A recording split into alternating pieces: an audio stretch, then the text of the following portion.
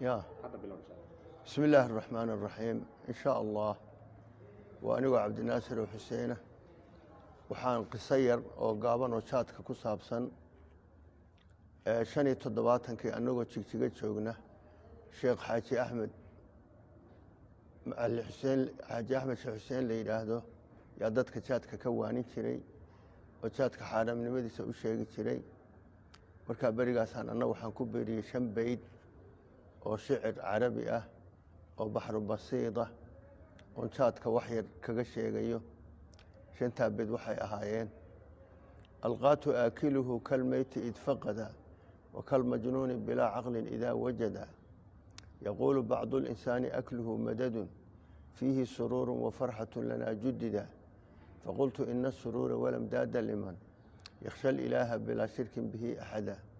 أحذر الطالبين عن تحصيل مجن وعن دخان أي شربه هم اتحدا ضر الأبدان وضر العرق والمعرفة والنفس خادمة له كما شهد انت هذا نفس مالينه القات آكله كالميت اتفقدا قات كننك عنا وميت أو كلا مركو وايو وكالمجنون بلا عقل إذا وجد وواليه مركو شات كلان ووالا يقول بعض الإنسان أكله مدد تدك قاركود با وحيدهن إلا عنه شات كمدد بينوتها هي خير فيه سرور وفرحة لنا جددا سرور يا فرحة بانكهلنا عصب فقلت إن الأمداد لمن يخشى الإله بلا شرك به عدد أنا وحن كويري أمدادك يا سرور كوحاهلية لمن قفك إلهي كبق وأن أشريكي لكاسهلية أحذر الطالبين عن تحصيل من جن طالبين تددك طالب علم وحن أقدق مجن إني شارات سدان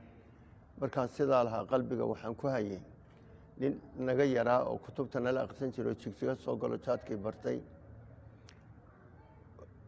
xadiru talib aan tahsiin wa aan dukhanin ay sharbihi mutaxada iyo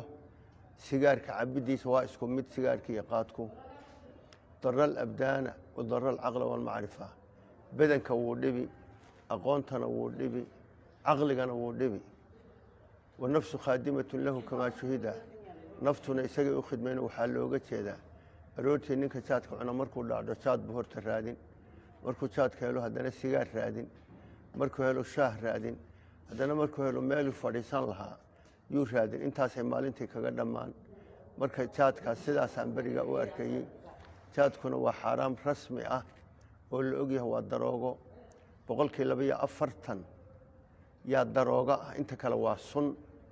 khamrigana 80 baa darooga markuu qofku isku darsado qaad iyo sigaar iyo shaah darooga wuxuu qaatay ilaa 60 buu qaatay marka uu waalano aqligiisa ka tagaya wabillahi tawfiiq